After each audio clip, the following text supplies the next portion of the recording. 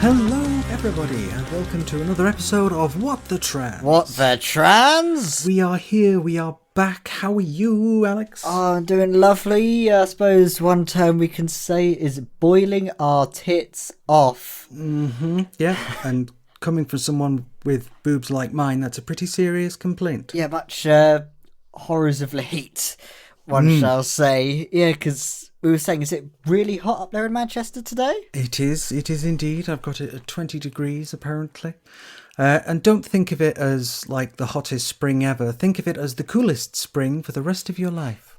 Good old global warming. I think I was cycling into... No, I wasn't even cycling in today. That's a hell of a story, I'll have to tell you. I was walking in today because my bike's currently busted.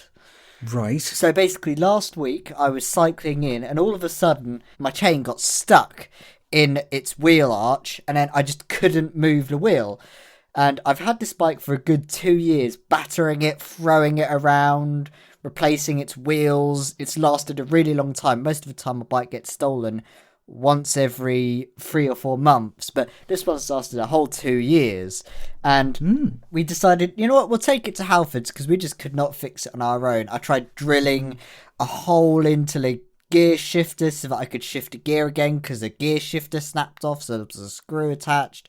That wasn't changing gear anymore. I was permanently stuck on one gear. My brakes were barely working. Only the back wheel brake was working.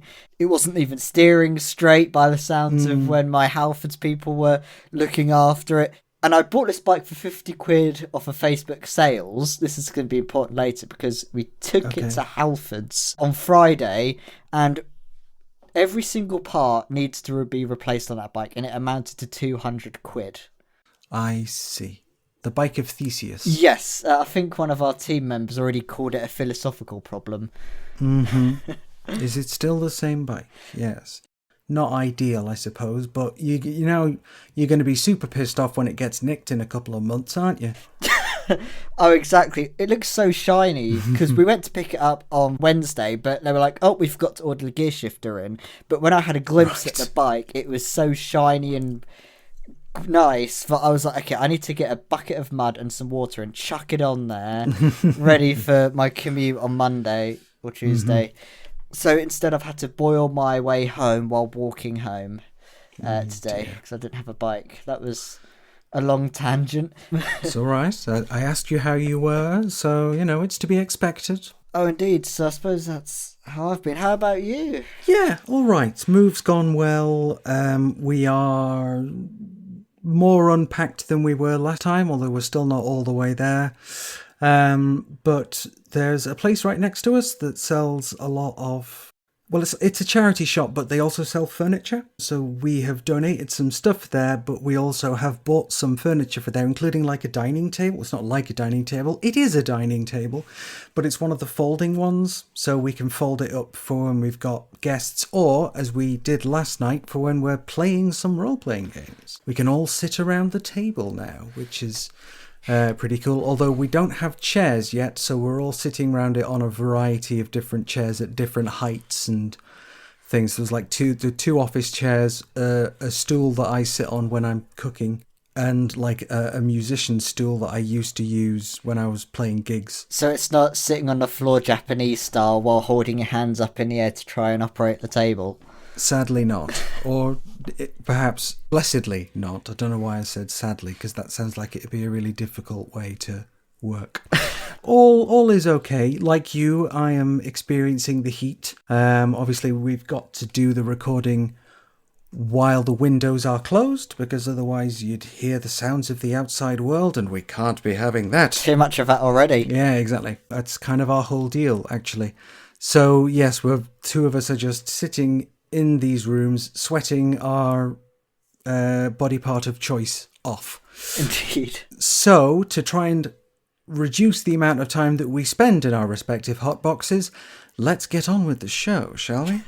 So the way this is going to work is a little bit different from the way we normally do things, because the meats of the next 2 episodes, this one and the next one, are going to be about the same thing, and you can probably already guess that that's going to be the Cass review. We've spoken to a good few academics now. We've had quite a lot of advice, a lot of information's been thrown at us, which we have tried to put into some semblance of order.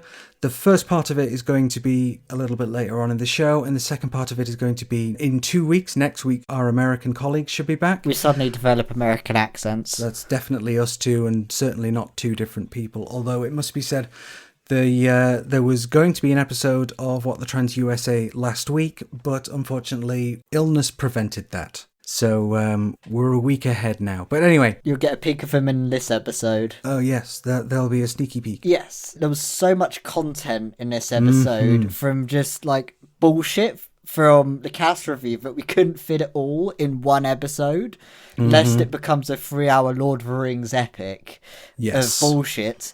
So, as Ashley said, we're going to have to split this into 2 parts. And after we've done these 2 parts in these 2 separate episodes, 2 weeks apart from each other, we're going to release another episode. Like a supercut, basically. Yeah, essentially a supercut where we super glue together this episode and the next episode all together to be one juicy big episode. All about the Cass review.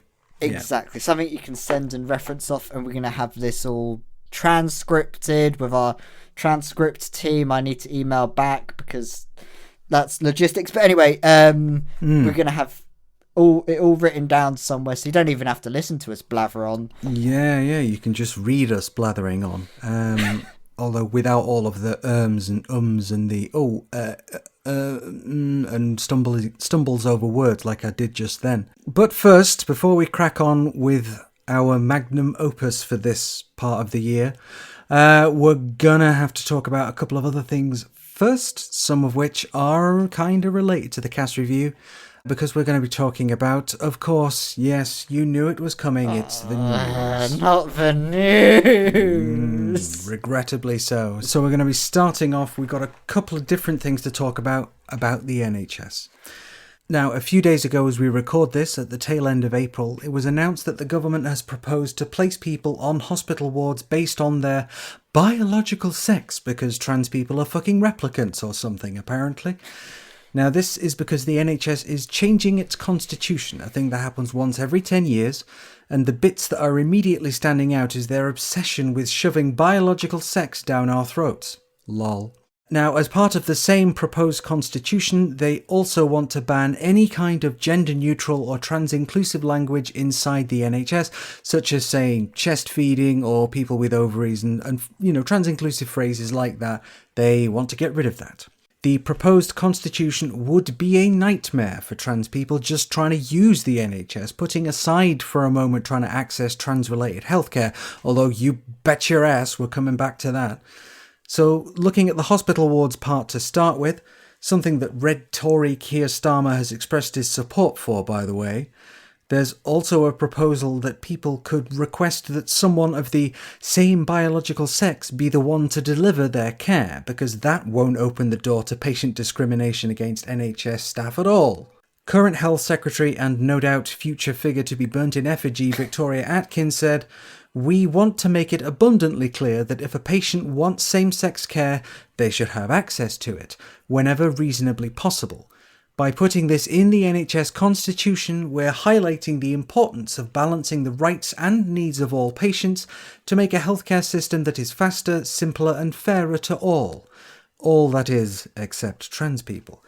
Now, Keir Starmer, for his part, was asked on Good Morning Britain whether he thought trans women should be placed on women's hospital wards, to which he responded, "I disagree," which is only the latest in a very long line of reversals that he's done over trans rights, a couple of which cropped up in that self-same episode of Good Morning Britain.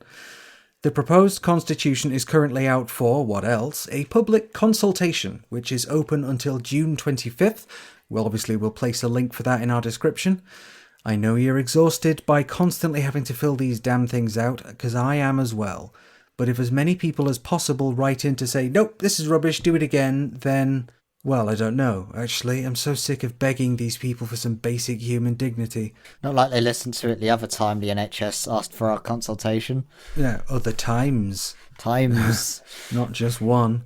But we're not quite done talking about the NHS yet, because, as our friends over at the Good Law Project and Queer AF have reported on May the 4th, no Star Wars jokes please, NHS England are reportedly to tell some young trans people to detransition or face safeguarding referrals. I'll give you the short version from the Queer AF website, which I would encourage you to go and read their article in full. Queer AF has confirmed that leaked guidance seen by the Good Law Project is in use by NHS England. It reveals the 6,000 plus children currently on the waiting list for the new Children and Young People's Gender Service are being invited to have their mental health assessed. At these assessments, children and their families will be advised to stop gender-affirming treatments, and that if they continue without appropriate care, they could face safeguarding referrals. It could result in young people being forced to medically detransition. So essentially, even if a parent is supportive of their child's gender, they will be instructed to not do anything about it or risk being reported to social services. When asked by Queer AF, an NHSE spokesperson said that the new process is about putting in place enhanced mental health support for all children and young people under 18 on the waiting list for specialist gender services or who are awaiting their first appointment with the new services. Now, they do point out that it is optional, however, and that patients will be given the choice whether they wish to take up this support offer, and whatever the outcome of their appointment with a mental health professional, their place on the waiting lists for the gender service will not be affected. But it's not much of a support offer, is it? It seems like this is related to cracking down on unlicensed and grey market providers of things like puberty blockers and HRT. They really do not want young trans people to get any help if it doesn't come from them and their Cass-approved research protocol, the details of which are still not public. That was a lot of information I just threw at you. What do you make of that? Yeah, it's a lot of crap, and I suppose when we're talking about the NHS Constitution, it's not the US Constitution or both the USS Constitution, or talking about one's Constitution. It's just utterly shit. Like, there's no need for this at all, for this change. They're just burning money to placate some gender criticals who just have some obsession over trans people in just the most uncomfortable way possible. And just like, if you're just a normal human being who's delivering care to someone, you use language that's right for the situation. Yeah. And if you need to change your language, you just switch it out. It's just reactionary rubbish for the sake of winning some election points in a few years' time. And if this is every 10 years, it's not going to be very quick to change, is it? Unless, well, that's the thing. So as regards the hospital wards thing, private rooms would be given in some circumstances, but it's likely that those would be private rooms on the wrong ward. So you and I would end up in a private room on a men's ward, and a trans man would be given a private room on a women's ward, right? But it's likely that that would be in breach of the Equality Act, according to discrimination law barrister Robin Moira White. The thing is, they can put that in the Constitution, but if the Constitution is then legally challenged in a court, it would have to change. If you're breaching the equality, you're breaking the law, no matter what your Constitution is. Hopefully we can get a chat with Robin in a future episode, so there's going to be more of us on that. Following on from the Constitution, there was a whole situation with the waiting list.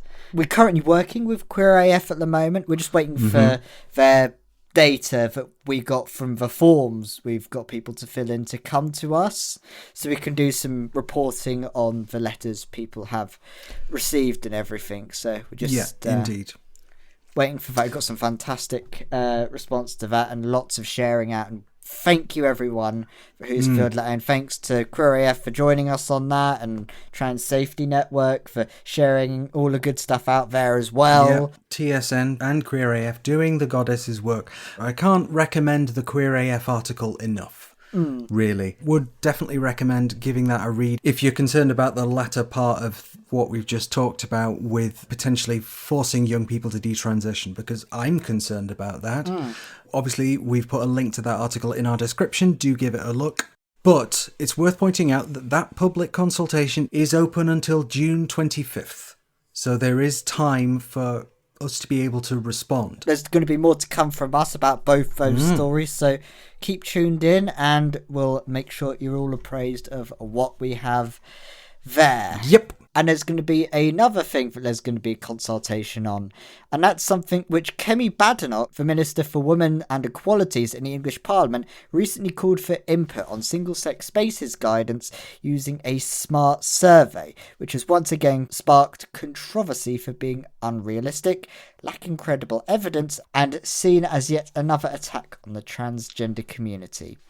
The call, while ostensibly aiming to gather feedback on how single-sex spaces should be regulated, has raised concerns about the government's approach to addressing issues related to gender identity and access to such spaces. Critics argue that the call for input is unrealistic, as it fails to consider the diverse gender identities beyond the binary male and female categories by framing the discussion in such a narrow way. The call overlooks the lived experiences and rights of trans people who may not fit traditional notions of sex and gender.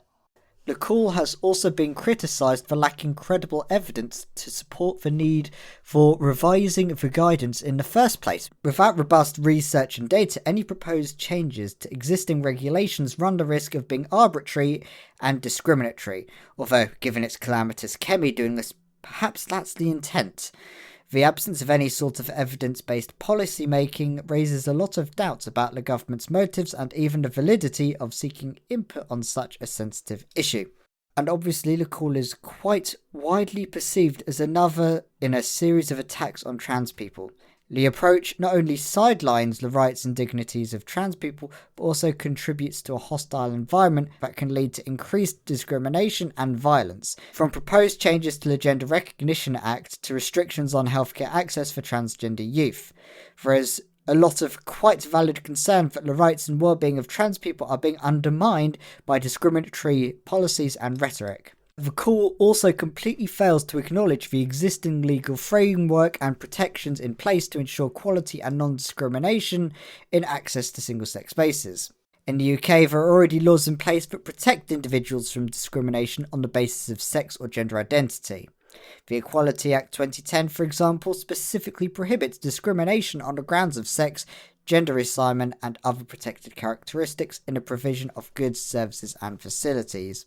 By framing the call for input in a way that suggests the need to revisit or change existing regulations, Badenoch is ignoring the legal protections that are already in place to safeguard the rights of individuals to access single-sex spaces without fear of discrimination. In conclusion, Kemi Badenoch's call for input on single-sex spaces guidance through a smart survey is unrealistic, lacks credible evidence, and is viewed as yet another harmful attack on trans people. TLDR version is Kemi Badenoch once again proves that she is the most dangerous person to equality and should never be anywhere near government. She also shows her incompetence as a government minister by asking the public to do a biased survey which has very little for security and a lack of understanding of current laws, suggesting that she, just like her fellow colleagues in the Tory party, have no regard for anyone but themselves. Funny that.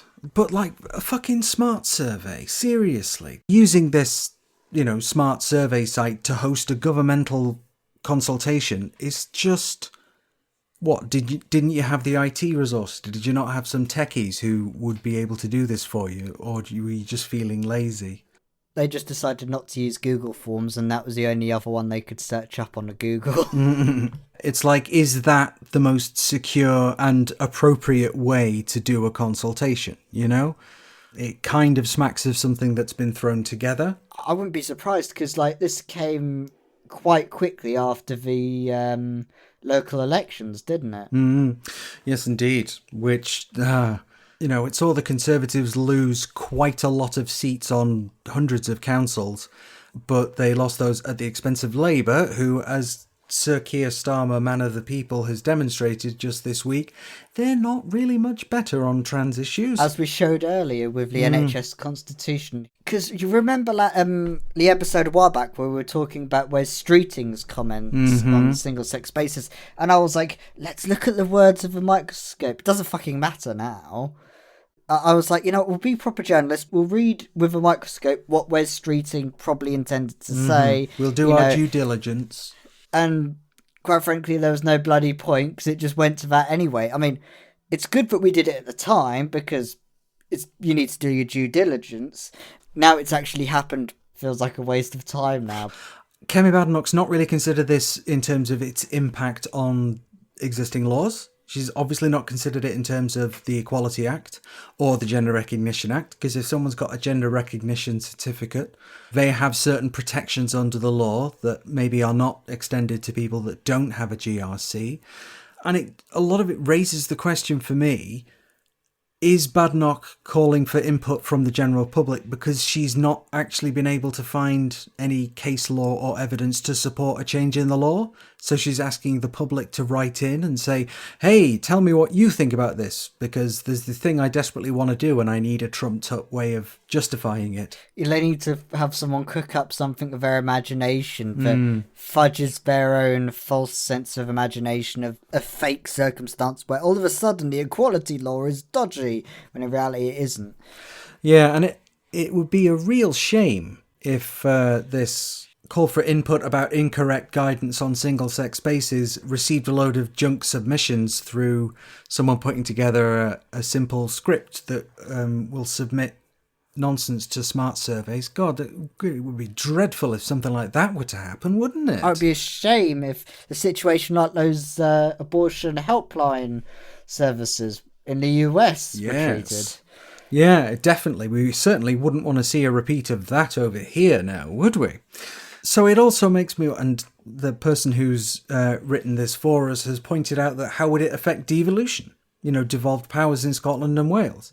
The gender recognition law that was 100% in the remit of the Scottish Parliament was blocked by the UK government, triggering Article 35 for the first time ever.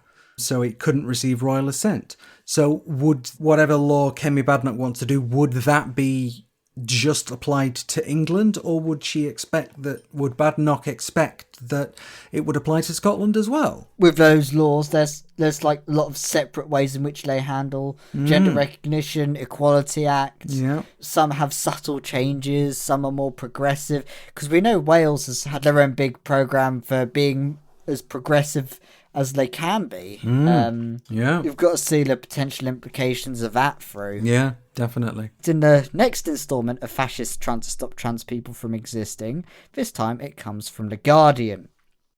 On the 3rd of May, The Guardian released an article with the headline, Concerns over cross-sex hormones, available online for just £11 a month. Oh dear. Oh. This was examining the world of DIY HRT healthcare, specifically online retailers. Prior to the article's publication, multiple organisations like Trans Safety Network and ourselves reported that journalists from The Guardian were snooping around DIY HRT communities and warned anyone from engaging with them. And looking at the article, it appears everyone avoided them like the plague. And they could not quote a single person who went DIY. And at the end of the article, The Guardian then spoke to the MHRA, who made a statement saying, we are looking closely at what can be done to curtail any loopholes, including legislative. And following the publication of that story, 2 prominent DIY HRT websites had been set as delisted on Google due to a request from MHRA. So now it appears there's an active and malicious war on drug style hunt to attack people's access to hormones. Yes, indeed. We need more drugs, not less. Yeah. I probably don't personally, because I am on such a big box of drugs at the moment. On like a daily basis, there are like so many tablets, but it's not all about me. So obviously, I'd be surprised, dear listener, if you didn't see the posts going around on social media saying, hey, look, it looks like The Guardian are trying to find information about this. Nobody tell them nothing. And it looks like nobody did, or at least if they did speak to somebody, they've chosen not to use whatever that person said, because presumably maybe that person said, go fuck yourselves. That's a good quote to use. Go fuck yourselves.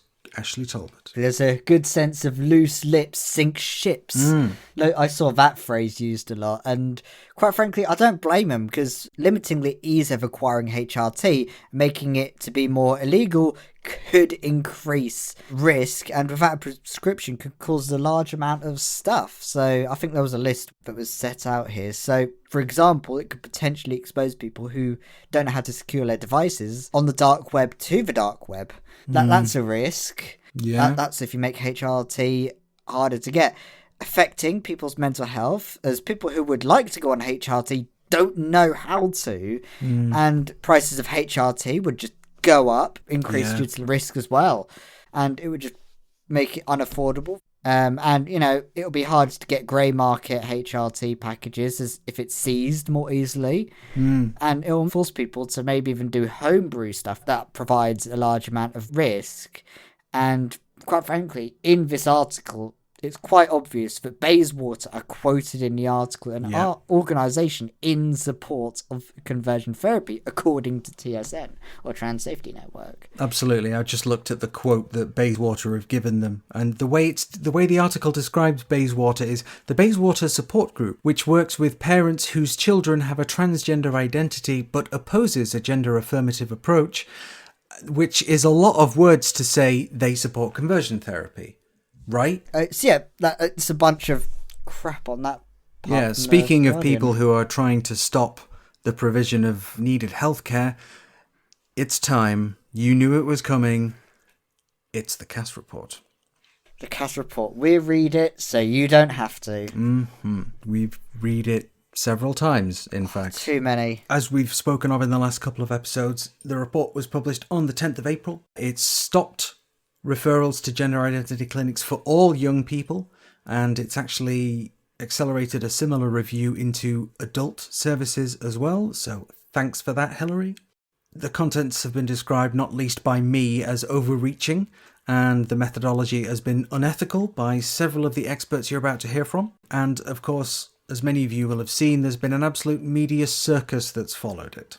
The Cass Report is split into 5 specific parts. Part 1 talks about the approach the review took in the work they undertook. In Part 2, the context, which explores the history of services for children and young people with gender dysphoria and highlighting the changing demographic and the rise in referrals over the last few years. And for Part 3, it was understanding the patient cohort and sets out what we have learned about the characteristics of children and young people who are seeking NHS support for gender incongruence, and considers what may be driving the rise in referrals and the change in the case mix. That's this episode. Now, next episode, we're going to be moving on to parts 4 and 5. Part 4 is the clinical approach and clinical management, which looks at what we need to do to help children and young people to thrive, basically. The purpose, expected benefits and outcomes of clinical interventions in the pathway, including the use of hormones and how to support people who have slightly more complex presentations when they arrive at a gender clinic. Part 5 goes over the service model and considers the gender service delivery model, workforce requirements, pathways of care into this specialist service, further development of the evidence base, and how to embed continuous clinical improvement and research. And this will be our through line when we walk you through this. So, now you know what you're going to be stuck listening to for the next God knows how long. And throughout this, we will be bringing on as many trans academics as we could wrangle onto the podcast. So strap in, this is going to be a long ride. Oh boy, and with that we jump to part 1. The way the Cass Review approached the review, and with that we hand over to Cal Horton. Cal is a research fellow in Oxford Brookes Centre for Diversity Policy Research and Practice with a specialism in trans inclusion and applied trans studies. The Cass Review relies upon a systematic review of literature on social transition conducted by the University of York in partnership with Tilly Langton. Tilly Langton is a controversial former clinician at GIDS, the English Children's Gender Clinic that has recently been closed down. The Trans Safety Network has raised concerns about Tilly Langton's connections with gender exploratory therapy, an approach that the Trans Safety Network consider to be conversion therapy. Having such an individual at the heart of the research team leading the systematic reviews has raised significant concerns. The systematic review conducted by York took a portion of current literature on social transition. Qualitative literature, so literature that actually talked to and listened to trans children or families, was disregarded. My own peer-reviewed articles on the experiences with social transition of trans children and families in the UK was not even acknowledged, which may strike you as strange in a review that continually bemoans insufficient evidence. The systematic review summarises its selected portion of existing literature on social transition in a way that decenters and erases critical research findings. Reading the York systematic review provides limited insight into what the existing literature actually says about social transition. By contrast, I reviewed all existing literature on social transition in a peer-reviewed scoping study published at the start of this year in the leading journal for trans healthcare, which is worth a read if you want to see what the current literature actually says about social transition.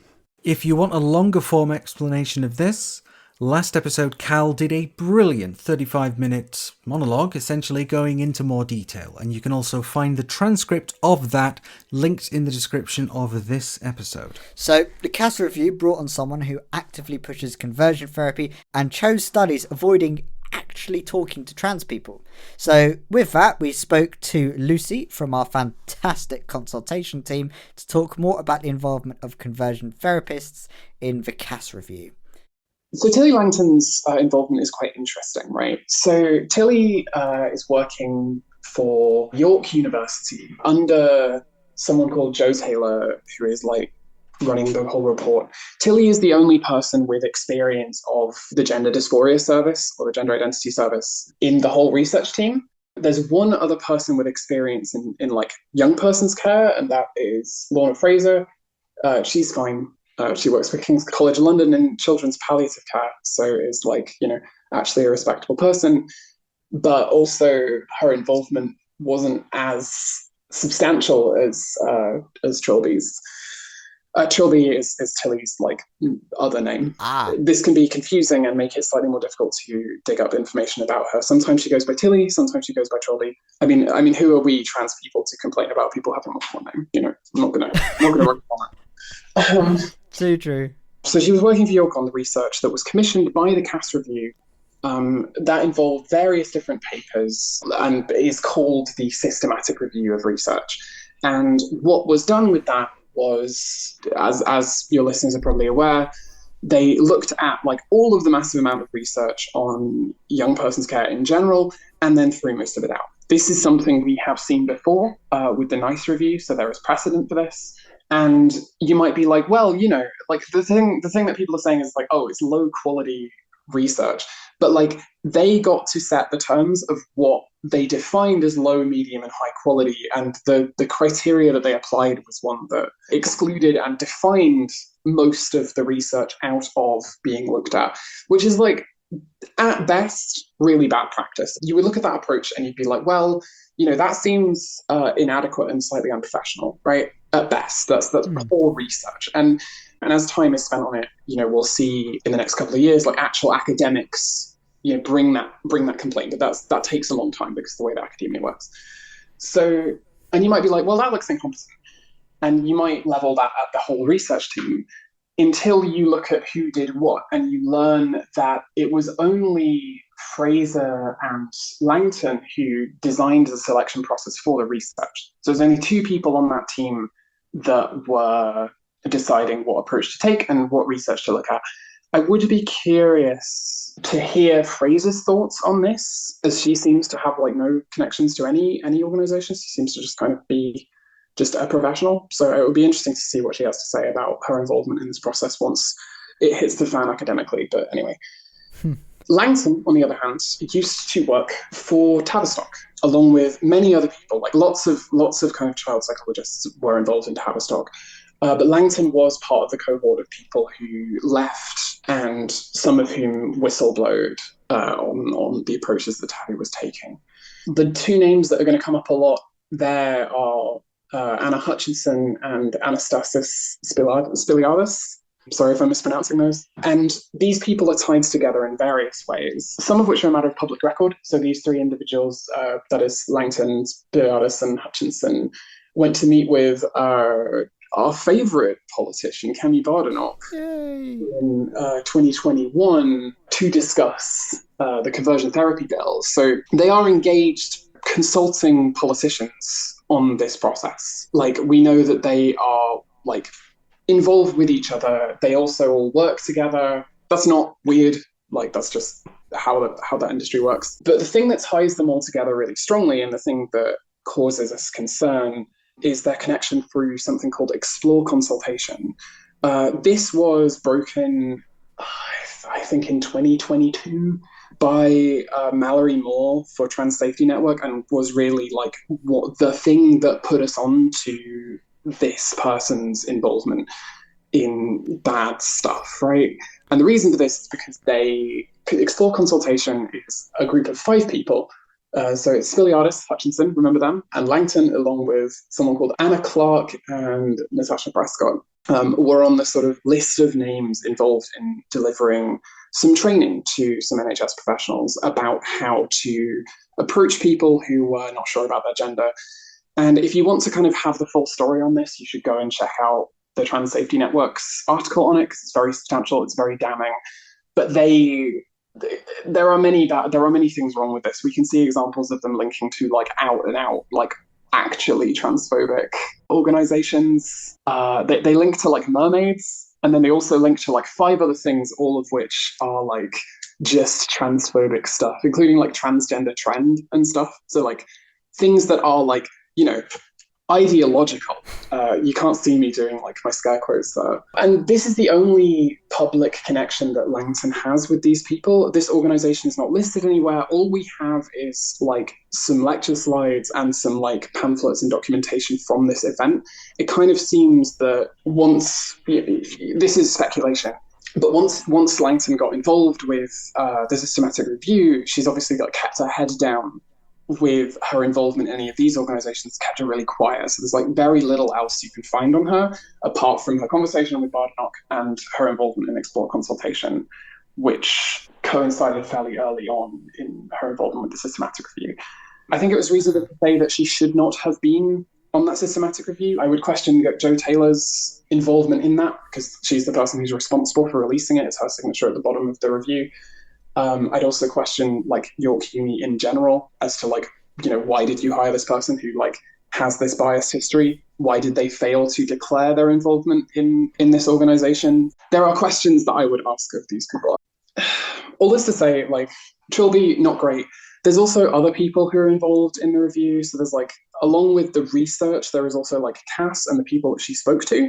So with the Cass review, there are 2 like formally involved bodies. There is the assurance group, which is a list of people, and we have that list, and none of them seem particularly weird. They are responsible for just like overseeing the review in a kind of like organizational capacity. You know, they're the people whose names have to be on it to make sure it's not just Cass, but they seem to have been fairly hands off, and none of them seem to be specialized in gender care one way or the other. There is no involvement of trans people anywhere in this review. I believe that's because it would be biased. I think there's something in the What the Trans article about the specifics of that, but I can't recall. Materially, we know of no trans people involved in the review, so like that's what we know.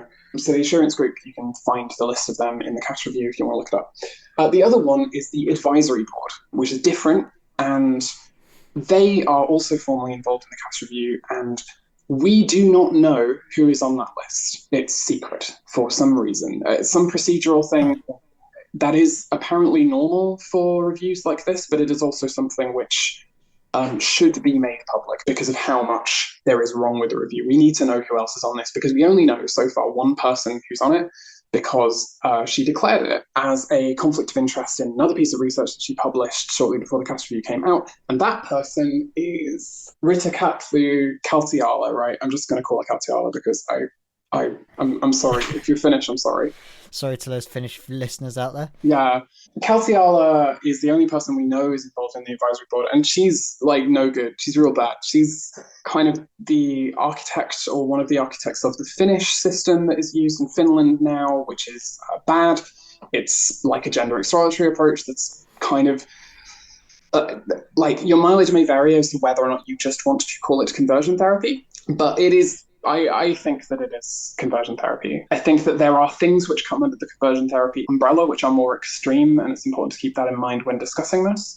But like, it is an attempt to challenge people's desire to transition rather than like it sounds like you're like, oh, we just want to explore it, but it's like you are exploring it. Like that's the point of the whole process. Like it takes a long time to transition under a gender affirmative approach as well, assuming it's applied correctly by a team of people who are like adequately funded and have enough time. We see the evidence of that in transition rates. But anyway, yeah. So Kaltiala, along with that, is involved in the Do No Harm conference, which is basically a big conference of sort of like transphobic stuff that like platform detransitioners, bias their conversation, like... That's the CanSG one that happened with like big protests outside, wasn't it? Yeah. So you can kind of look up that. I have sat and watched some of it for my research, and it's interesting. It has a real vibe. So we believe that Kaltiala introduced Cass to someone called... where are my notes?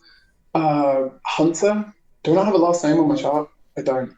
Sorry about that. For those who don't know, there's like a good chart on the wall just sellotaped up right next to you. It's a really impressive one when you look at the pictures. Yeah. Patrick Hunter. There we go. Found it. Yeah, that's the US guy. That's the SEGM, which is transphobic group. It's just like...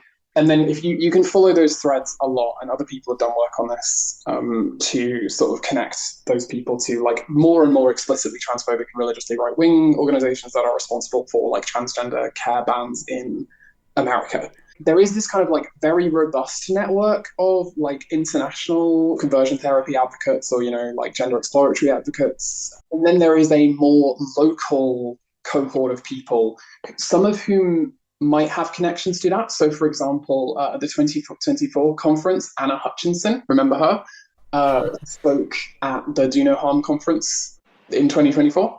Hutchinson was one of the first whistleblowers at Tavistock and is also the educational lead on the interim service, the NCYPGDS, right? That's a person who probably shouldn't be involved in this, but who is. And it is notable that a lot of the people who are advocating for this, I'm sure they're not short of work, but they will find a place to be in this new service that they are advocating for the construction of or involved in the architecture of.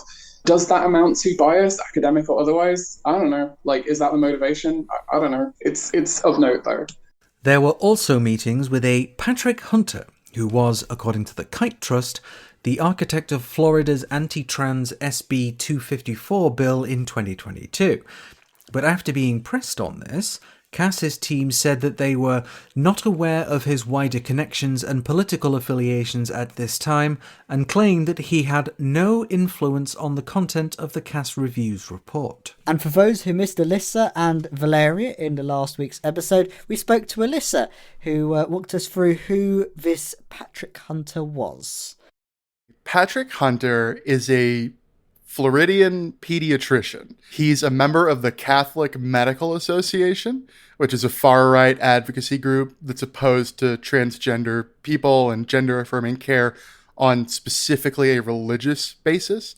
He's also a leading member of the Society for Evidence-Based Gender Medicine, people call it SEGEM a lot, which is a horrible little organization, also very publicly anti-transgender activists. They have people in their ranks like Stella O'Malley, who is a self-admitted conversion therapist from Ireland, right? Just a terrible place. And in 2022, he was appointed to Florida's Board of Healthcare to help them write essentially a document that would act as state-specific standards of care for treating trans patients, which was named Generally Accepted Professional Medical Standards Determination on the Treatment of Gender Dysphoria. Is that like a Florida version of the Cass Review? Yeah, more or less. The same general idea is that they tweaked a lot of evidence and outright lied in some places. We've since discovered from discovery segments of court cases fighting the documents and the bans on healthcare. But like as soon as this thing, like within months of this thing being put out, gender affirming care was completely banned for trans youth in the state of Florida and severely restricted for adult transgender Floridians. And he was appointed to that Board of Healthcare to help write that by Florida Governor Ron DeSantis, who is, of course, a gigantic, stinking, vile piece of shit himself. So that sounds quite similar to the situation that's happened with the Cass review, and no matter his kind of expertise was sought out for the Cass review, if depending on how malicious you think Cass was. So I suppose, could you walk people through what kind of involvement this Patrick had on the review? Yeah, so like I said, and a lot of things have been uncovered specifically during the discovery process of lawsuits to challenge these various bills. And one thing we learned is that from emails, from Patrick Hunter's personal emails, that in July and September of 2022, he was put in contact with Dr. Cass by, and forgive me a minor tangent here, he was put in contact with Dr. Cass by a woman named, and I'm going to probably butcher her name, she's from Finland, and it's, I believe, Ritikkertu Kaltiala. And she's the lead psychiatrist at a gender clinic in Tampere, Finland. She once called child services on a family for legally seeking gender-affirming care for their kid outside of her guidance. And that clinic has also been accused by multiple parents of essentially psychologically torturing their kids, asking them a lot of inappropriate questions about their sexual and masturbatory habits, stuff like that. So this is the woman that put Patrick Hunter in contact with Hilary Cass. And Cass would have been in contact with her as well. Yeah. I actually have the email here if you'd like me to just read it out in full. It's just a couple paragraphs. Go on then. Why not? So this is from Patrick Hunter to Dr. Hilary Cass, and he says, Dr. Cass, I am interested in learning more about your work in this area.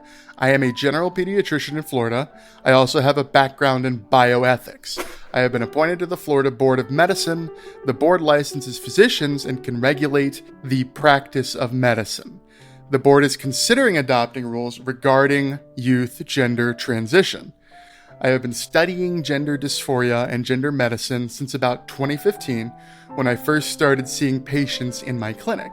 My focus has been on the history and scientific literature, but in the last year, I have also forged relationships with 20 plus patients who have detransitioned.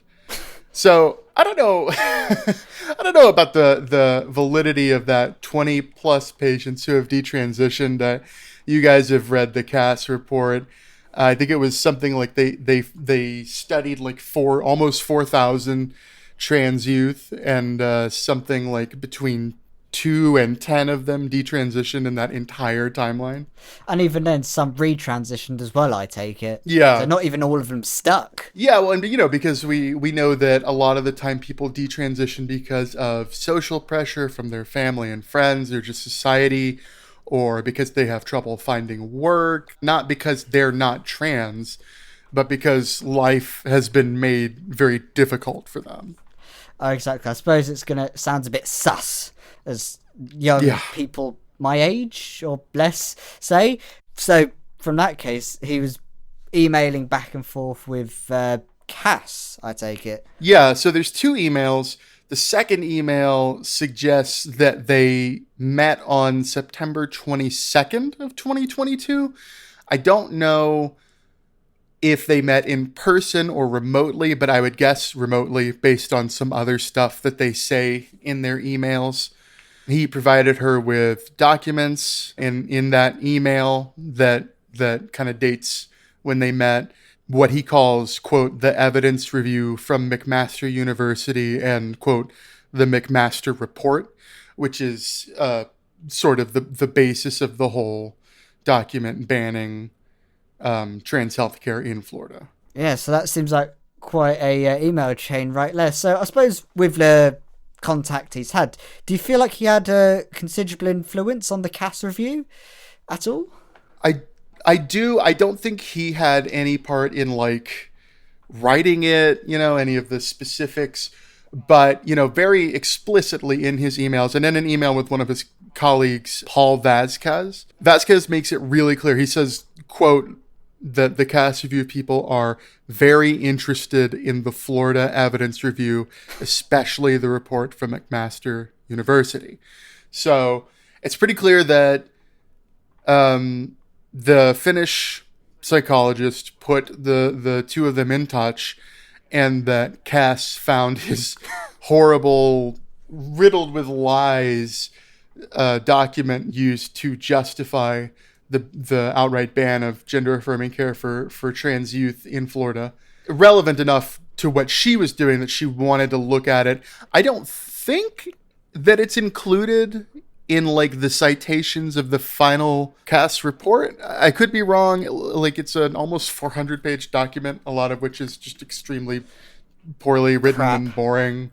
Yeah, and even like the experts on this stuff, I think a lot of them haven't combed over every single page. I can't attest to whether or not those documents appear in the final report, but it's pretty clear that they had a significant effect on the report. And I should also point out, and I have some notes here about, like, you know, when the Florida standards of care came out, you know, these were so heinous that they actually prompted the closing of gender clinics at Nicklaus Children's Hospital in Miami and Johns Hopkins All Children's Hospital in St. Petersburg, Florida, not Russia. I was thinking that.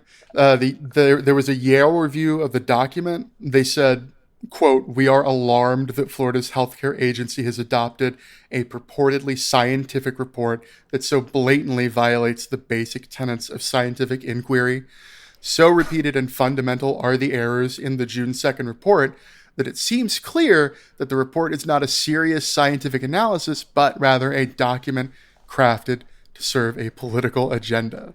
Oh, and Cass wanted her eyes all over it. Yeah. When Hilary Cass had an interview with the Kite Trust, when they were pushed on Patrick Hunter, they mentioned that he had a limited influence, or if any, on the Cass review. What are your thoughts on that? It seems very unlikely to me.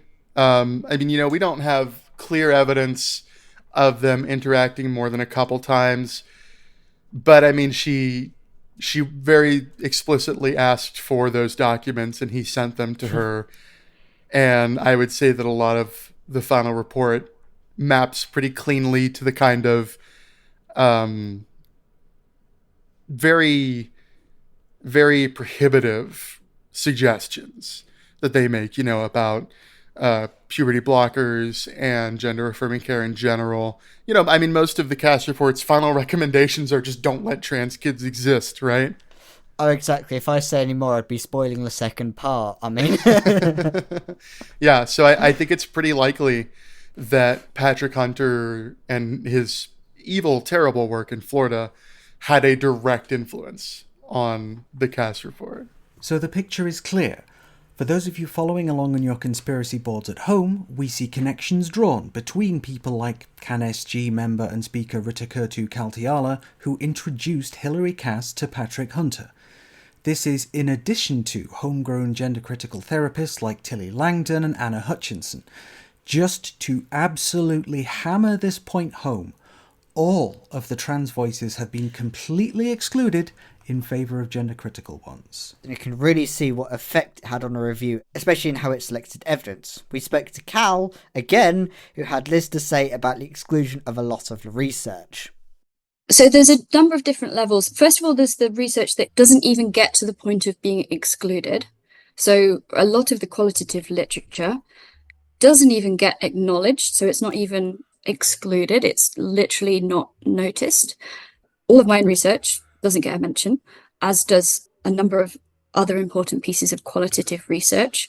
All of my research has been with trans children and families, the majority of whom are or were service users of the English and Scottish children's gender clinics, a cohort that the Cass Review should surely be interested in, but that kind of evidence, particularly qualitative evidence, hasn't even been included, hasn't even been acknowledged, which is frustrating in a piece of work where the authors are continually bemoaning a lack of evidence. Excluding existing evidence of any type seems either foolish or convenient.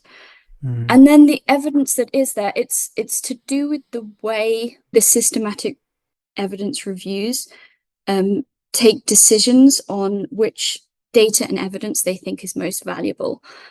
Underpinning the final report are a number of, they call them systematic literature reviews. And the purpose of those literature reviews is to look at the existing evidence and assess its quality. And when they say quality, they're looking at things like rigor, whether it's representative of the average experience of the average trans child, the average child distressed about their gender, because this is a really key point that the Cass review doesn't even acknowledge the existence of trans children, which is rather shocking in a report that has directly and immediately impacted on trans children's healthcare access. So what they do in the evidence review is they assess the quality of the existing evidence. Across all the systematic reviews, a vast majority of existing evidence is rated as low quality or medium quality, but not high quality. High and medium quality, they're looking for things like randomized control trials or formal trials where there is a control wing. So for every child who has X intervention, there is a very similar child who has kind of randomly been given a different intervention. There are huge ethical issues with doing that for interventions such as social transition or, puberty blockers or HRT. The ethics of withholding a treatment that is known to be beneficial is very questionable. And even what they define as a treatment is something I would, I think problematic, because they define things like social transition as an intervention, as though it is a medicalized decision. As if it's come from somewhere external rather than being something that the trans young person has perhaps been pushing for themselves, like it's magically come from outside somehow. Yeah, and as though it could be imposed kind of irrespective of a child's views, as though, if someone's got this diagnosis, then they are going to be socially transitioned, whether they like it or not.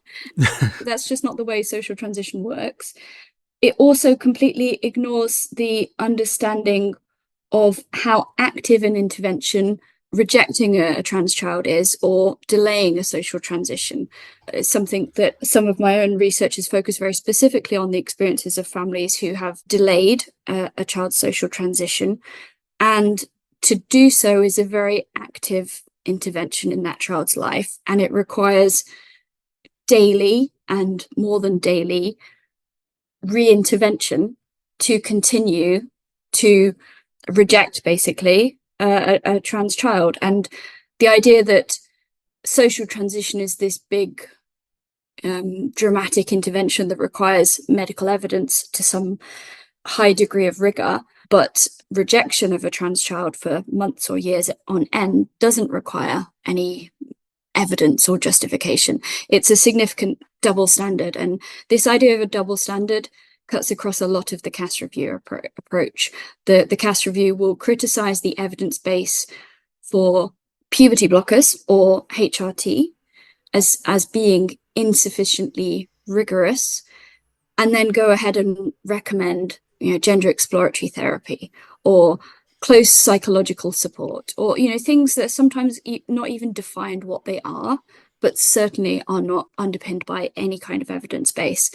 And across the whole discussion on evidence, the Cass review doesn't take the time to look at the evidence base of the potential harms of what they end up recommending.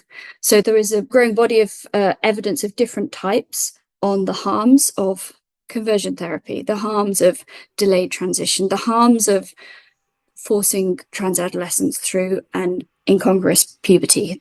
These harms are documented in the literature and are very known if you know and talk to trans people or trans adolescents or trans children. But the Cass review hasn't even looked for that data. They've critiqued the evidence base for all affirmative healthcare and then plucked recommendations out of the blue on what they propose to do instead. So along these double standards, it held one particular medical protocol in high regard, and it used it to exclude much more evidence. So we asked Cal on their thoughts about that decision. Could you walk us through the Dutch model and why they seem to take a shine to that? So the Dutch were some of the early users of puberty blockers. So as far back as 1988, puberty blockers were used. So there's trans older middle-aged people who are older than I am, and I'm early 40s. There are people older than me who had puberty blockers at the start of puberty from the Netherlands. So this is very well established and proven safe and beneficial in the Netherlands. Interestingly, when the Netherlands was at the forefront of gender care for trans youth, the English system for children and young people did not want to adopt the Dutch model, and a lot of advocacy justifying the harms of the earlier English system was needed to get England to even consider adopting the Dutch model. So hearing that people are now singing its praises is interesting. But then since about 2015, healthcare providers in a lot of other countries have taken the mantle on and been more progressive and been more trans-positive and been more influenced by actually prioritizing what is in the best interests of trans children and adolescents. And that's particularly clinicians and researchers in places. It's very much focused on the English-speaking world. And I think that's another problem, that people haven't even looked beyond the kind of English-speaking world, because there's a lot of interesting things and progressive things in places like South America. But in the English-speaking world, the more progressive clinical practices have been in places like the United States, Canada, Australia, New Zealand. And in all four of those countries, practices are affirmative, and there is a lot of support from the healthcare establishment and from clinicians and from healthcare providers and from trans communities for a gender affirmative healthcare approach, which is different to the Dutch model, which is still a bit more pathologizing and a bit more focused on, a lot of kind of assessment and a lot of psychological therapy before any kind of support for affirmative healthcare interventions. But all of those approaches from North America and Australia and New Zealand is disregarded in the Cass review because it doesn't fit with their model of really looking for what's gone wrong when a child comes out as trans or an adolescent comes out as trans, and the idea that that individual might have rights, healthcare rights, and might be able to access those healthcare rights without massive hurdles and massive intrusive and abusive kind of assessments. That's kind of outside the realms of possibility for the current people in the Cass review and in NHS England, who I think can't imagine that kind of a trans-positive future. Oh, exactly. I think when it came to the dismissing of those reviews, it did even put out a whole section on just attacking WPATH, didn't it, as well? The section where they review healthcare guidance from other countries gives a good indication of the same techniques that you see across the wider review to discredit affirmative healthcare.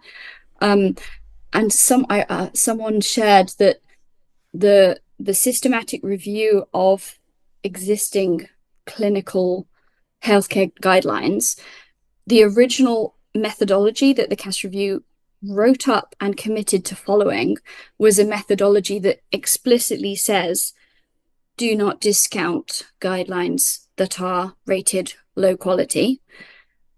After the fact and in the latter stages of the Cass review, they changed methodology to a different methodology that they adapted specifically so that low quality research methodologies could be ignored. And then the process by which they prioritized rigor of clinical guidelines is very open to personal bias. They had 3 assessors who gave a score for each health guideline using a slightly arbitrary system that had been adapted. And it just so happened that all of the guidelines that have a degree of trans community acceptance and backing, and that all the guidelines that treat trans children with respect were rated as low quality, because those guidelines accepted decision making based on the existing evidence. And because the Cass review deems the existing evidence to be low quality, they say you can't make decisions based on that evidence. Therefore, all the guidelines that make any decisions based on existing evidence are ruled themselves low quality. And then they ended up with the only guidelines from Norway, Sweden, and Finland, I think it was, rated as high quality. And those guidelines are not considered kind of world class. They're considered guidelines that give as much scope as possible for practices that are intrusive, practices that are pathologizing. There's been some really shocking examples from some of those countries, from young people who've been within the healthcare system in those countries, of, some really intrusive and abusive clinical experiences. And the idea that those systems are a model for the UK, it just doesn't stand up to scrutiny. Pretty damning there. It certainly does show the philosophy of the Cass Review in quite a stark light, and to highlight it even more, this basically sums it up.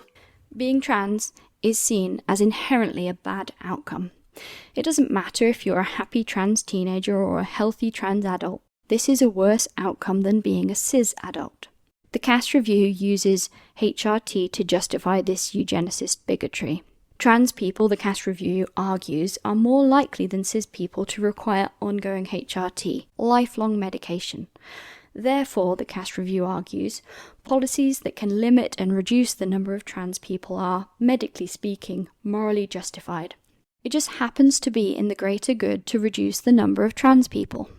The Cass Review does not say this explicitly, but it is implicitly there across the Cass Review recommendations. Puberty blockers and social transition could increase the number of trans adults, and this alone is sufficient to justify restrictions. No matter the harm to trans people of denial of healthcare, of being forced through a puberty that is experienced as deeply harmful and traumatic, this harm is justified if the overall number of trans people is reduced. No matter the harms of denial of childhood social transition, of children growing up rejected and ashamed, this is justified if some children will thereby snap out of it and become cis. In one particularly revealing paragraph, the Cass Review makes clear that evidence drawn from listening to trans people will never be enough. The Cass Review writes that even if a trans boy grows into a trans man who is happy and healthy, that cannot be considered a success. His own opinion on his life cannot be counted as evidence. The Cass Review writes that because such a trans man never had the opportunity to live as a cis woman, he will never know what he has missed out on. The Cass Review cannot find enough evidence of actual regret to argue that growing up trans is a bad outcome, so they move to the territory of imagining a parallel world where all trans people lived as cis. Cis lives are inherently more valuable. Cis lives are inherently better. This clear rejection of good ethics is also clear when the Cass Review has a clear favouring of double-blind tests. In episode 103, we spoke to Cora Sargent, who had this to say about it. I feel a little bit like the Charlie Day meme with a corkboard behind me and a load of red string across it, because I read the whole Cass Review over 6 hours. I was just coffee and sore eyes. And then I read all of the systematic reviews that informed it. And then I went to the hormone replacement therapy one, particularly what they call cross-sex hormones, but gender-affirming hormone treatment. I looked at that one specifically and the psychological outcomes from that one specifically, because I'm a psychologist and that's what I'm interested in. And it's a good example of something that these systematic reviews have done. It's a little difficult to see what they have done is the first thing. You have to look quite carefully. It's often in the abstract where they will say only medium and high quality studies were synthesized, which essentially means what they have done is excluded the low quality studies. Now, it's really tricky to talk about low, medium, and high quality studies in this field generally, because like you say, blinding is one of the things that they look at to increase the score, which of course is very difficult to do when you're talking about either puberty blockers or gender affirming hormones. I don't know what you do with young people, just ask them not to look down for 2 years, I assume. So you can't really blind people to the effect of hormones. But also, the studies are small scale, generally speaking, in this field, and they're looking for large scale studies, which is a bizarre thing to do in a sense, because it's only a tiny population of people who are trans, right? It's only 0.5% of the population at most. And of those people, the vast minority of people access hormones in adolescence. There's this huge study in the US by Jack Turpin and colleagues in 2022, 21,598 participants, huge study in the US of trans adults from the ages of like 18 all the way to 65 plus. And of those 21,598, they only found 119 who had received gender affirming hormones in young adolescents, and only 362 who had received it in late adolescence. So this is a tiny field. And the idea that you can find large scale studies in this field, particularly when you're talking about a field that's marginalized and there's not a lot of money, we're not researchers getting huge amounts of money from grants. We're a ragtag bunch of researchers doing our best with what we've got, often. So it's a small community and it's hard to do large scale studies. They also mark down studies for single site representation. So if there's only one site that's conducted the research, with one population from one site, then they've marked it down. But of course, there's often only one clinic in the country conducting this work, right? Prescribing hormones to puberty blockers or hormones to young people is usually just the one. Like in England, just the one, I think. In lots of European countries, just the one, or maybe a couple. So the idea that you could mark us down for single site studies when there's only one site available seems a little bit hard. So essentially what they have done, and they've also been concerned about long-term follow-up. Fundamentally, what they have done is to remove those low-quality studies. So if we look at the psychology outcomes, they've included 5 studies, and they've removed 9, including that study with 21,000 participants. They removed it. They just ignored the voices of 21,000 people. And of those 9 studies, I read them all, and we'll go into depth on my own podcast in Classroom Psychology. We will go into depth on them because it's super interesting. But the vast majority of them, some of them have like DeVries and colleagues, long-term 6-year follow-up, I think. Turpin and colleagues is a huge follow-up because they're asking adults about their long-term distant experiences. And of those 9, something like 7 have really positive effects for psychological outcomes, show strong positive effects. And so what these authors have done, these reviewers have done, is to restrict the medium and high quality studies to be the only ones that they've reviewed. And then the Cass reviews really focused on the very high quality studies. But the actual systematic reviews that have been conducted, unfortunately, that decision to exclude the low quality evidence, which is generally speaking a defensible decision when you're talking about high quality reviews. But this population is not your average population. It's a small group of people in a marginalized population, don't get access to this very often. There's only a few sites that give you access. And by excluding what is inverted commas, the low quality studies, they've removed their opportunity to understand the scientific consensus in this field. And the WPATH systematic review that they commissioned, the countless systematic reviews across the world, the new guidance was just released by Germany and other European countries, all shows a much more affirmative model, supports a much more affirmative model than Cass has been able to support. And I think fundamentally that decision to exclude low quality work is a big part of why they've reached a more conservative conclusion. And to my mind, I mean, we conduct and publish systematic reviews rarely as high stakes as this, but in our own systematic reviews, we don't exclude studies because of quality. We always quality assure. We must make sure that people understand the strengths and weaknesses of the studies we're reviewing, but we do not exclude studies, because to suggest that 21,000 participants in Turpin's the biggest study in the world on transgender healthcare. To consider that as too low quality for your review, it's got to be pretty galling for Turbin and colleagues, I would think. Following the release of the report, in an interview with the Kite Trust, Hilary Cass and her team stated that the double-blind studies would be inappropriate. And to cap this off, when we spoke to Rubes Walsh about their approach to research, this is important to mention. I keep being astounded by her attitudes to evidence. When she talks about the use of gender-affirming hormones in transgender adults, she specifically references it being pioneered by Magnus Hirschfeld in the first half of the 20th century. There is no mention of book burnings. There is no mention of the history and politics and context of the lack of evidence that transgender health is suffering from. And I would add to that, if I can find it in my notes, which I can never seem to do. Although some think that a clinical approach should be based on a social justice model, the NHS works in an evidence-based way. So she knows about Magnus Hirschfeld.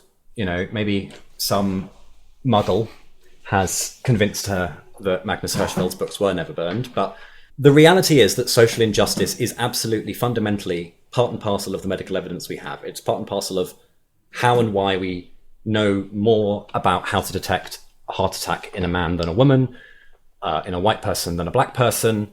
Social injustices structure every facet of human society, every social process in human society, and science is far from being, not an example of that. It is actually really a prime example of that. A lot of modern science was profoundly shaped by eugenicists. A lot of the sort of standards of care that she hearkens to as kind of normal or usual care, as applied to trans people in the mid 20th century, these were conversion practices. These were abuse, and they were born of a desire to regulate the types of bodies that are allowed to exist. A book called 6 Conversations We're Afraid to Have, that has not yet come out, by Deborah Francis White, talks about how people can contain these contradictions. And I really think that she's, in the beginning, she addresses the patients whose care she is talking about, whose care she's helping to make inaccessible, let's be frank about it, right? And she seems really sincere in the care that she's expressing. But it's still disingenuous to say to somebody, I know you'll be disappointed that I'm not going to recommend increased access to care. It's disingenuous to say that she wants to be sure that they're getting the best combination of treatments, and that this means putting in place a research program to look at all possible options and to work out which ones give the best results. If what she means by that is a research program you can either participate in or you don't get care, or she means a research program and while we're carrying this out, everything has to stop. Birth control and abortion are, I think, really important analogies for understanding the socio-political dynamics of medical evidence. Birth control as an intervention spread fast and with really very little evidence. The simple reason being that adverse events from pregnancies are so much higher than adverse events from birth control that it spread through word of mouth that people believed it to be safe. This was not a randomized controlled trial. It is not adequate medical evidence upon which NICE should base guidelines. However, that is why birth control medications spread so quickly and with so little evidence to support them. This is also in the context, in a context, like at some point in this, she talks about the idea that puberty blockers have become much more, spread fast and with relatively little evidence. But unlike birth control, when puberty blockers came on the market, they had already been being used in children, albeit different children with a different indication, for decades. I also think that another reason why birth control spread quickly is because there was really a lot of demand for it, because it gave people control over the most intimate aspects of their body. And there are lots of reasons to, like today, in 2024, there are lots of reasons to be concerned about the long-term safety and efficacy of birth control. There's a lot of unanswered questions. People who take birth control to prevent ovulation, there is a lot we don't know about the consequences of that. And there is a lot of reason to think that there could be some really quite serious adverse ones. None of it compares to pregnancy. Suicide's a pretty big adverse event. One of the studies from the Dutch clinic in adolescents, treatment as usual versus puberty blockers, I think. In any case, they had one patient they mentioned who committed suicide during the course of what was not a very long study, who had been placed in the no treatment group for a variety of reasons. And they use this, they mention the suicide and use it as an explanation for why they were right to classify that person as not suitable for care. And, there is also evidence that if you look at the number of suicide attempts, people who asked for puberty blockers and were denied them in adolescence have a higher rate of suicide attempts than even people who didn't come out until adulthood. So having a sufficiently intense awareness of your, let's use gender incongruence for now, or your transness, having that awareness earlier. I mean, I don't necessarily know that it's actually necessarily all about gender, right? It could, at that point, it could be, well, they figured out that this is what they want, and it's about their body, and it's happening, and it's out of their control, and there is somebody who has the ability to give them back control, who is refusing. And that is traumatic, that is violent. It's common sense. There's also data to support the idea that if children ask for puberty blockers and you say no, there is a risk of suicide from that. And that's a very serious adverse event. So again, like birth control, like abortion, the alternative to not providing the treatment comes with significant adverse events, significant risk that outweighs, I would argue anyway, the risk of providing the treatment. So far, it's relatively rare for people to procure puberty blockers from outside of a regulated medical pathway, but it will get a lot more common now that new prescriptions have been banned. It just will. That's what's always happened. It's what happened with abortion. It's what's going to happen. And as the Cass report rightly notes, these sources of medications are incredibly unsafe. I mean, while we're doing the analogy, like, how do we think people would react to a review? I mean, some people would react really well to it, unfortunately, but a lot of people, most people, normal people, would react to a review that had only cis men, and specifically cis men who didn't have any experience in obstetrics, deciding about the safety of birth control and abortion. Because if you're a woman or an obstetrician, that makes you biased. Just to kind of almost to kind of hammer home the how much this analogy applies, in 1455, she suggests that for AFABs who are distressed by menstruation, kind of ignoring all of the other things that are distressing about wrong puberty in that direction, but that birth control is a viable alternative. And I agree from the point of view of, if there's a clinician listening who is now going to try and figure out how best to take care of patients who are getting very distressed about menstruation, birth control is a good alternative, given that puberty blockers are now not an option. But if puberty blockers are an option, I don't think that the safety question is any different between the two. Their approach to research was just not great, and Yes.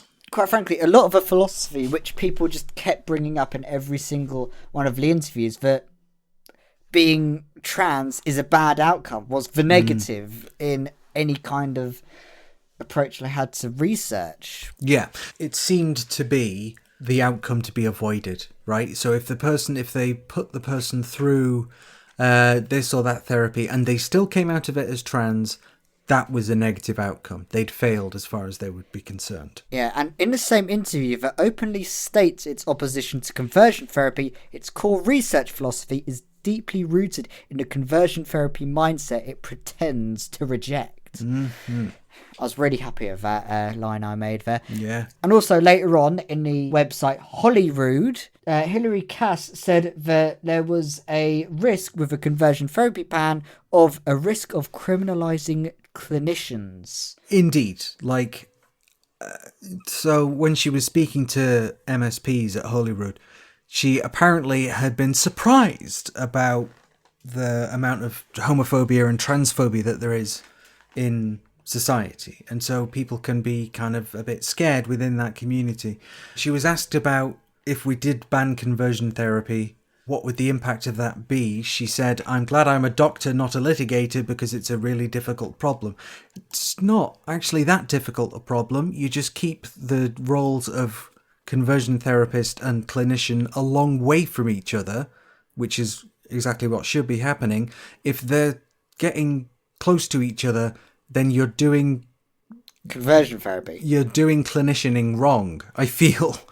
Oh, exactly. Sometimes it feels like she's trying to cover for conversion therapists Yeah. in just that alone. Mm. And when you're listening into this pod and the next pod, or this supercut, keep the conversion therapy mindset which Cass had in mind when listening to points we make. Don't put that down. We'll come back to it later. Okay, so just keep those bits in mind when listening in. Rubes had mentioned that gender identity clinics refuse to hand over data to kids. Attempts to improve the evidence base have been thwarted by a lack of cooperation from the Adult Gender Service.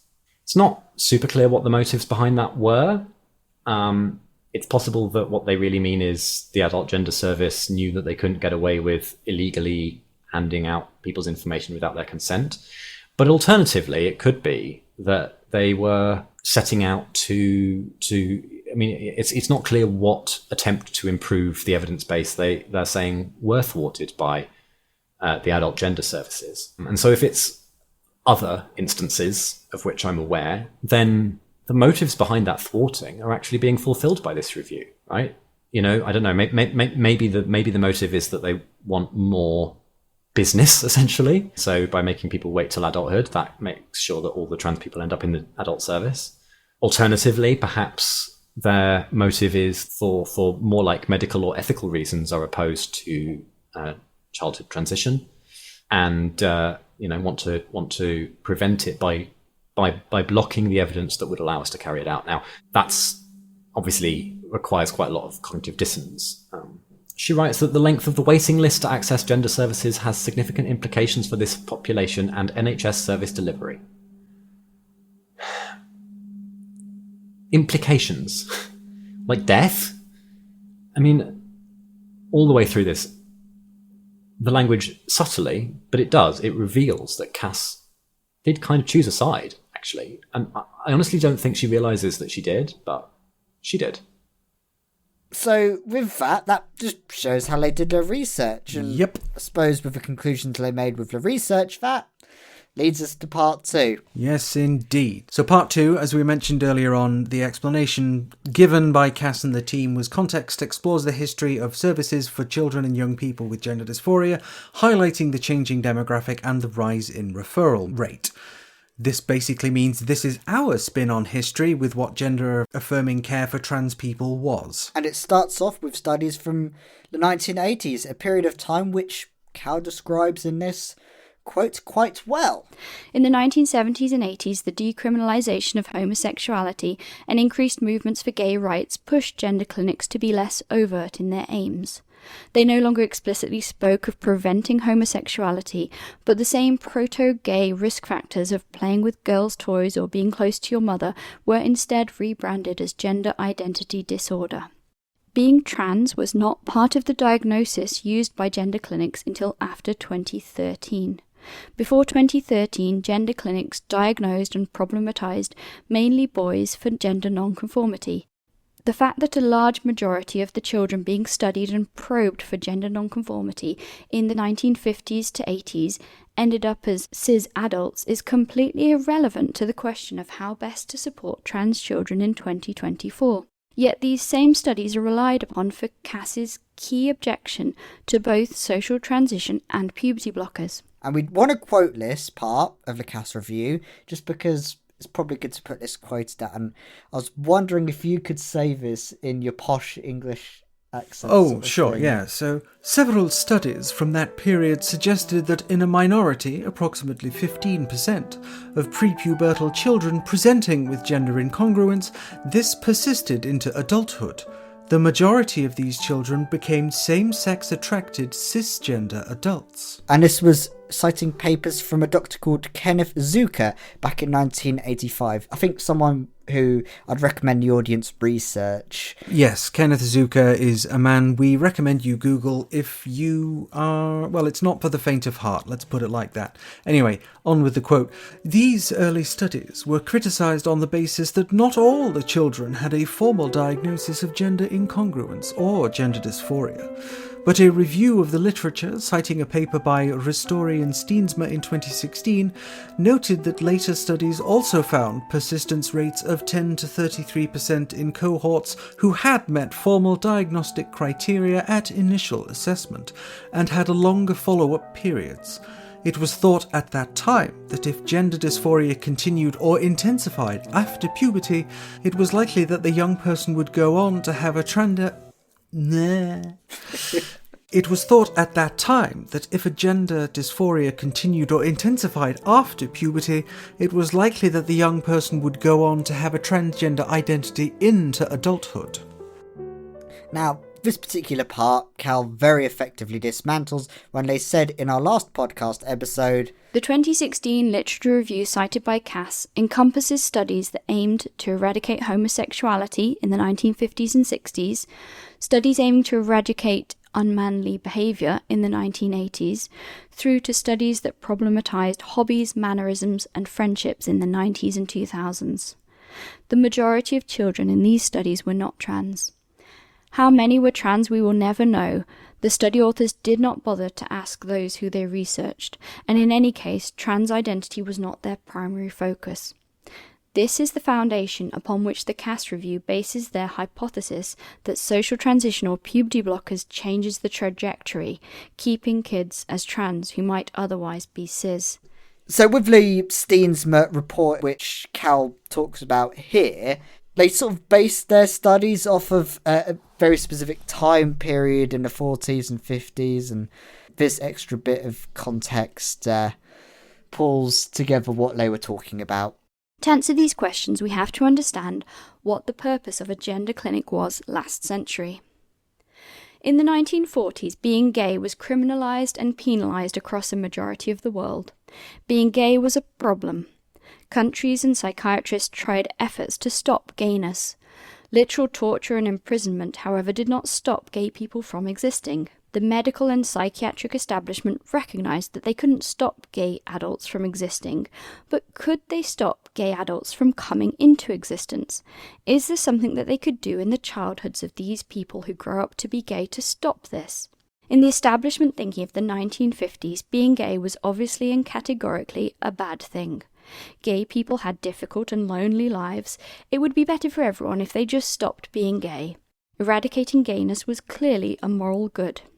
The primary focus of gender clinics at this time was almost exclusively on preventing men and boys from growing up to be gay. Then it went on to talk about the Dutch protocol, which we covered earlier with Cal, and after this it goes into a story of when an affirmative model was used, in which it prompted to heavily criticise the UK's research methods at the time in its usual hateful pickiness over studies.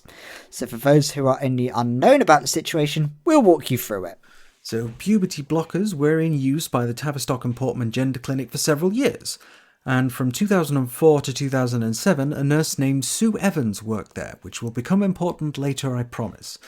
As you probably know, blockers are prescribed quite regularly to cis children experiencing precocious puberty, which can kick in when the child is as young as 5 or 6, and are considered perfectly safe for use even if a child has to stay on them for a good few years. Now, the use of the blockers in trans young people hinged on Gillick competence, which we've spoken about before, and it's essentially informed consent for under 16s. If someone can be said to be Gillick competent, they can meaningfully consent to their own treatment. Enter Bell v Tavistock. As we reported on at the time in episode number 55, the aforementioned Sue Evans decided in 2019, 12 years after she'd stopped working there, that puberty blockers were an experimental treatment that needed to be stopped. And through the magic of crowdfunding, she and a lawyer named Paul Conrath took the case all the way to the High Court. Conrath was already well known for his work combating assisted dying and abortion rights here in the UK. He also defended the couple in Birmingham who didn't want their child to be taught LGBTQ inclusive sex and relationship education, and he also has links with the Alliance Defending Freedom and other such wholesome organisations. Nice guy, clearly. Now, as for the Bell v Tavistock case, along the way, Sue Evans was swapped out in favour of Keira Bell, a detransitioner who comes from a strange parallel universe where people are apparently rushed through NHS gender services. Bell admitted that she was influenced by gender-critical thinkers in her decision to detransition.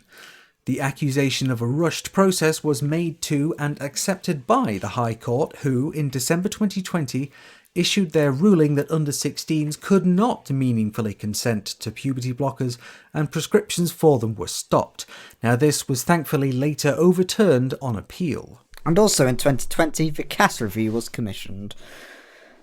After this bit, Cass then proceeded to pat herself on the back and talk about how they were commissioned. One reason brought up on why the Cass review was commissioned was the exponential rise in referrals to GIDS, in which it showed a graph with a seemingly exponentially growing line. However, when it was more closely examined by academics, it chose not to mention figures past 2016, because it does flatten off. Something that was purposefully omitted to provide a sense of panic to assist people reading the review. And that's what part 2 covers. And with that exponential rise, we go to part 3, where it tries to blame young people and the internet for trans people existing. So part 3, this is, in majority, a sociologically focused section of the Cass review. And we've brought an expert on this, Natasha Kennedy, and quite frankly, the entire interview sums this up. So we're just going to play it here. So, Natasha Kennedy, thank you for joining us. Pleasure.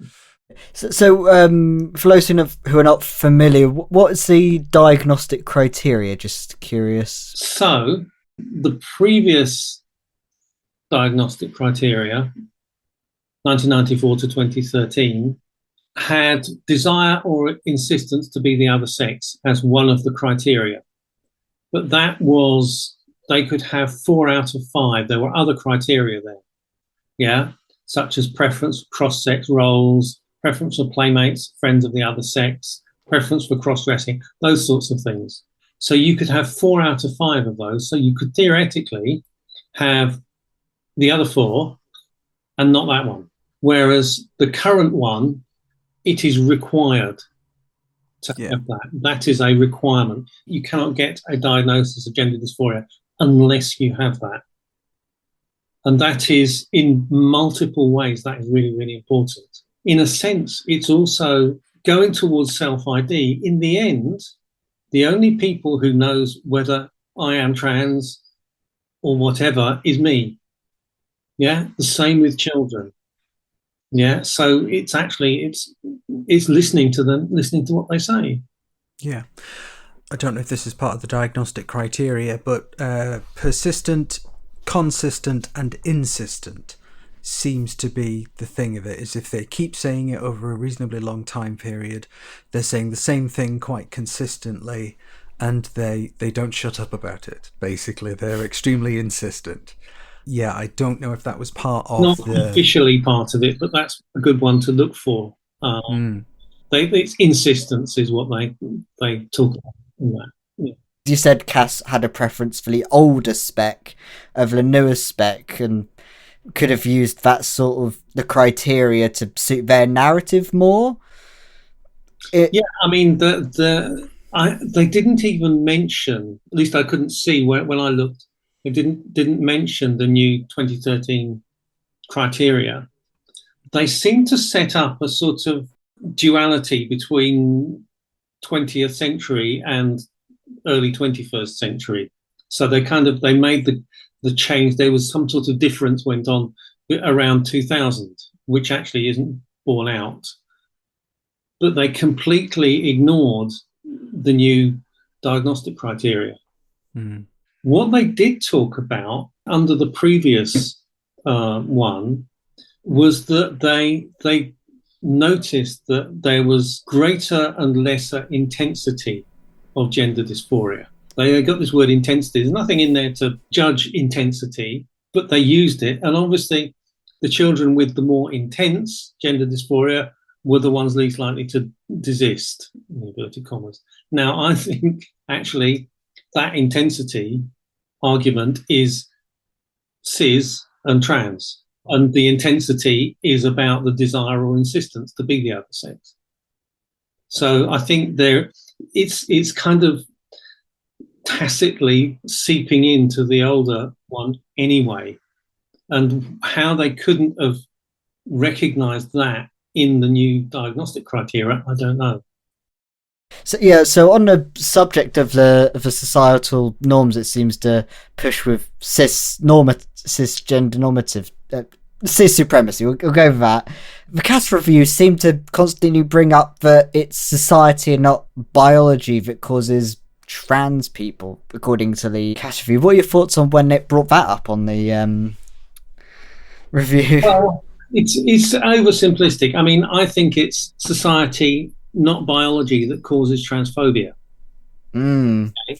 I think we can pretty much agree on that. Yep. And that includes cis supremacy, cisgenderism, cisnormativity, all of that. To do it in either or way like that is way, way, way to oversimplify things. And being trans is a normal part of being human. And it has been that way since ever. I'm not an archaeologist, but archaeologists have said that, there's evidence going back 9,000 years for trans people. Yeah, 9,000 years ago, you could walk from Northern Europe to England, and you would have had to have walked because they didn't have wheels. The wheel hadn't been invented, at least not strong enough and light enough to go long distances. So that's how long we've been around. I suspect there are elements of transness in lots of people, but they're not necessarily brought out. But society has some influence, but the influences are minuscule and you cannot control for them. A tiny, tiny thing can make an enormous amount of difference between people's lives and people's experiences and people's understandings. So I don't think you can legislate either way. And I suspect there are different reasons anyway. And it actually, to be perfectly honest, it doesn't matter. We exist. We have always existed. Therefore, it doesn't matter why we exist. And nobody worries about why cis people exist. And actually, people have stopped worrying about whether gay, lesbian, and bi people exist. There's no.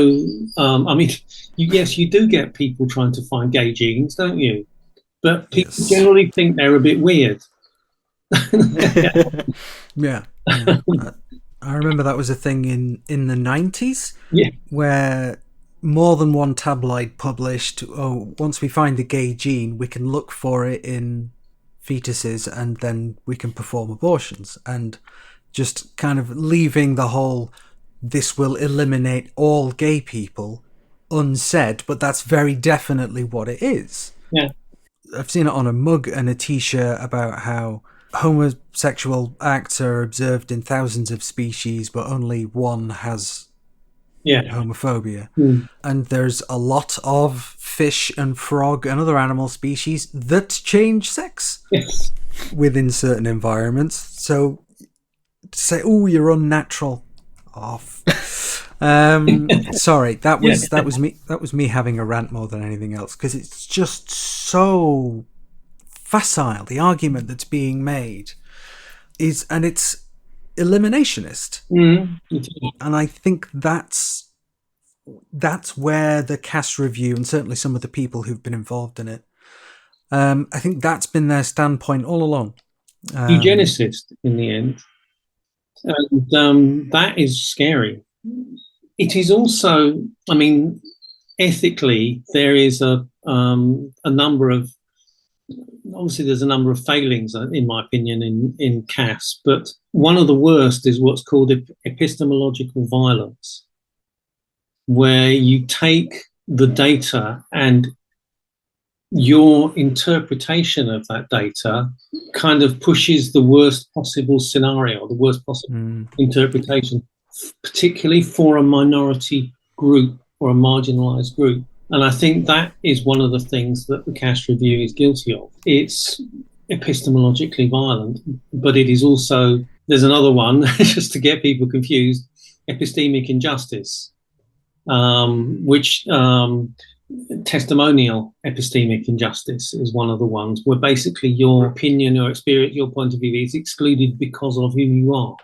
I think both of those are big, big, big ethical failings of Yeah. the thing. Should we talk about the report's suggestions about different toys and about how that seems to be a completely biological thing?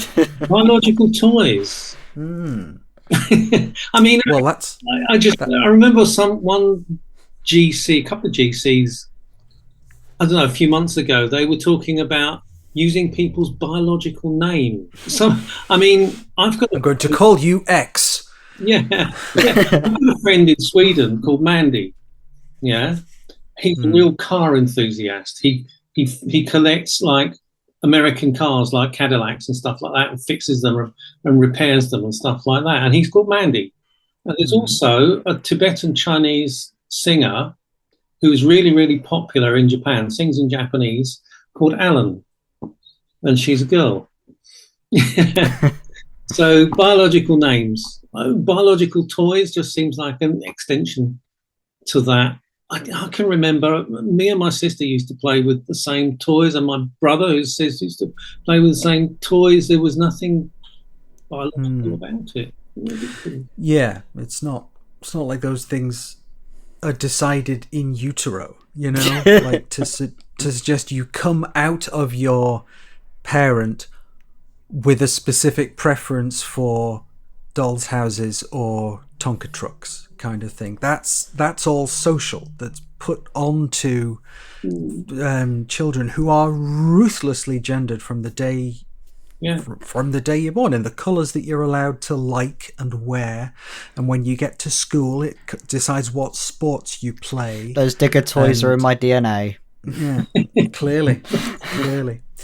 So there does seem to be some blame in the report suggesting that being trans is actually more predominant in younger generations and making it sound a little bit like a trend. So what are your thoughts on that? Without being impolite, I think. I mean, I was a trans child. I knew I was a girl when I was about 4 or 5. But in those days, there was no recognition of it. There was no... it wasn't until I was about 16, 17, I think, that I heard a trans word.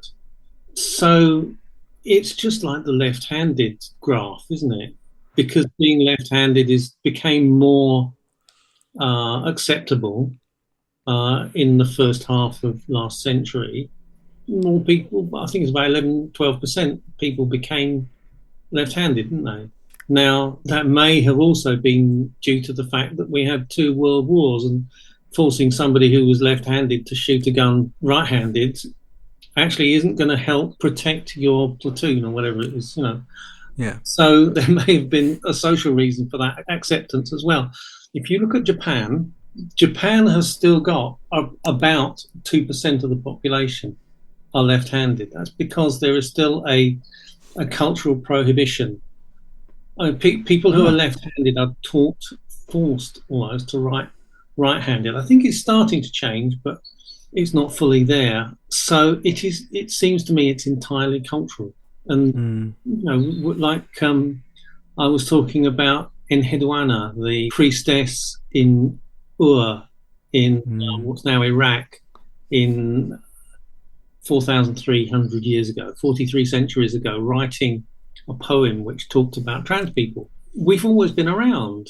It's just that at different times there have been different cultural prohibitions on trans people. Now, I suspect that increased with the Renaissance.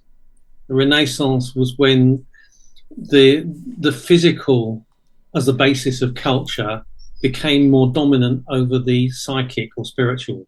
I don't know if you've ever been to Venice or Florence, but if you go to Venice, all the houses, all the buildings are higgledy-piggledy, and there's little alleys to go through, to go everywhere. It's just grown like that. Yeah. Florence, all the buildings are in exact straight line. Florence was where the Renaissance happened. The physical became much more important, and that as a sort of tacit underpinning of the culture. And so that made it harder to come out as trans. And people still did, but it was harder. And that has kind of carried on until more recently. And I think quite probably 2 things. One, the internet made a difference. Yes. And, Certainly did for me. yeah. And also, it wouldn't have made a difference on its own, I don't think. But because people had started to come out with new vocabulary, like transgender, things like that, because the internet, especially initially, was very much a text-based, still is really a text-based medium. If you didn't have those words, then it wouldn't have been much use. So those two things coincided and enabled people to come out. So the idea that it's a trend is ridiculous. You know, I can remember a couple of years ago, suddenly everybody was wearing green. You know, I remember a whole lot of students came into a lecture once and I thought it was St. Patrick's Day. You know, that was about a couple of years maximum, wasn't it? So trends don't last that long. Thank you so much to Cora Sargent, to Cal Horton, to Rubes Walsh and to Natasha Kennedy. You'll be hearing more from some of them next time as well. But couldn't have done this without you guys. Love you. Mwah. But yeah, we hope that that's been sort of helpful to go through it in order and kind of explain where some of the thinking has come from and what seems to have influenced it. So watch this space. There will be more of this in 2 weeks' time. With episode 106. Episode 106, yes indeed. If any gender clinicians, past or present, would like to come and talk on the show to talk about the cast review, please do get in touch. We're focusing on parts 4 and 5 of the review, and we would like your insight. We can quote anonymously. If you don't want to be quoted, your insights would still be appreciated as an off-the-record chat. So do pass that around. We'd be very interested in having a perfectly reasonable discussion with somebody to get your insights. Yes. That's basically us. Thanks for checking us out. Thanks for listening all the way to the end of the episode. You can find out all about the work that we do on our website, whatthetrans.com. Obviously, we're on Twitter, we're on Blue Sky, we're on Instagram, we're on Facebook.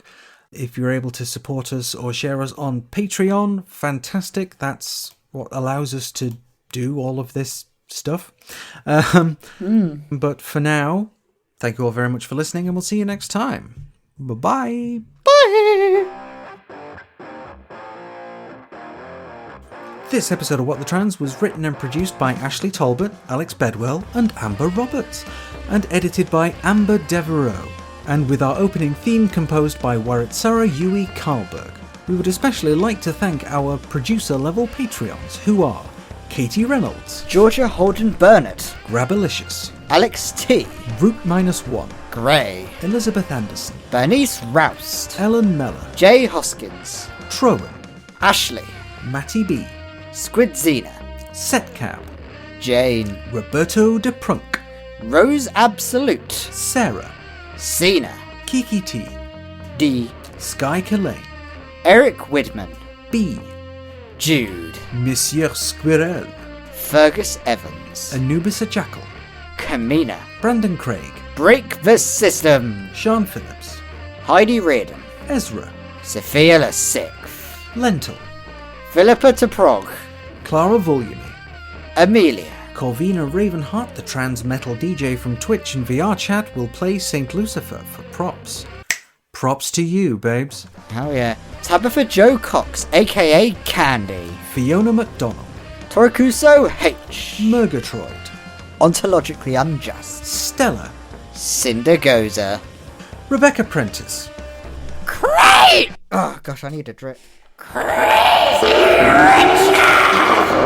Dan Oblivion, Florence Stanley, The Cthulhu Kid, Helen, Ellie Hollingsworth bought too many magic cards, Nick Ross, Melody Nix, Fiona Punchard, John, Nick Duffy, CB Bailey, Gordon Cameron, Ted Delphos, Wen Riverrock, Vic Parsons, Patreon user, Vic Kelly, Catherine, Sabrina McVeigh, Cassius Adair, Melissa Brooks, Kraken 12, April Heller, Sophie Lewis, Alexandra Lilly, Claire Scott, Ariadne Pena, Laura Anians, Bernard's Pink Jelly Bean, Lanus. and Chris Hubley. Thank you to you all.